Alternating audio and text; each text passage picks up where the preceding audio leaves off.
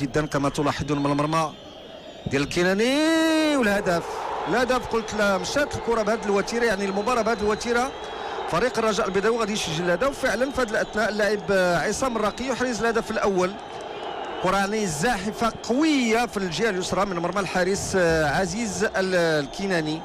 الجمهور ديال فريق الرجاء البيضاوي ماشي بداك الاعداد الكبيره، ولكن شوف تسديده يعني كان خطا في الدفاع ديال فريق المغرب الفاسي. لاعبان فقط في خطا من الحارس المرمى ولكن وضع الجدار ديالو، ولكن على كل هنا خطا الدفاع ديال فريق المغرب الفاسي. وهدف لعصام الراقي 1-0 لفائدة الرجاء مع مطلع هذه الجولة الثانية. الدقيقة 55 تعطي الهدف الأول. الآن غادي نتابعوا رد الفعل ديال فريق المغرب الفاسي. قطع الكرة، هجمة لفائدة فريق الرجاء عند الحفيظي، يسدد بكل براعة بكل براعة الحفيظي. يعني شنو نقول عليه، لاعب رائع هادئ، يعني ما تركش مجال تماما لا للدفاع لا للحارس عزيز الكناني.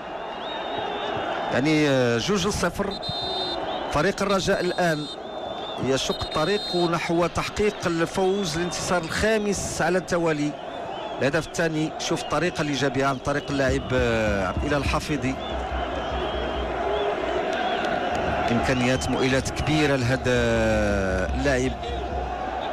تمرير في يعني تسجيل ديال الاهداف، لاعب متكامل قلت في الاخلاق ديالو، هادئ، قلما شفنا اللاعب الحفيظي كيحتج على الحكم. اذا 2-0 لفائده فريق الرجاء. اللاعب اشرف بن الشرقي، هنا هجمه لفائده فريق الرجاء البيضاوي عبد الاله الحفيظي، وجا الهجمه الحارس عبد الاله الحفيظي يسجل الهدف الثالث. قلت حذاري من الرجاء، بامكانه الوصول مره اخرى للمرمى ديال فريق المغرب الفاسي. عبد الاله الحفيظي يحرز ثنائيه في هذه المباراه بكل هدوء دون مجهود كبير. لاعب عبد الاله الحفيظي ولكن ذكاء كبير لهذا اللاعب. 2-0 او 3-0، جوج ديال الاهداف للاعب عبد الاله الحفيظي. يعني الان يمكن نقولوا ان فريق الرجاء انطلق في هذا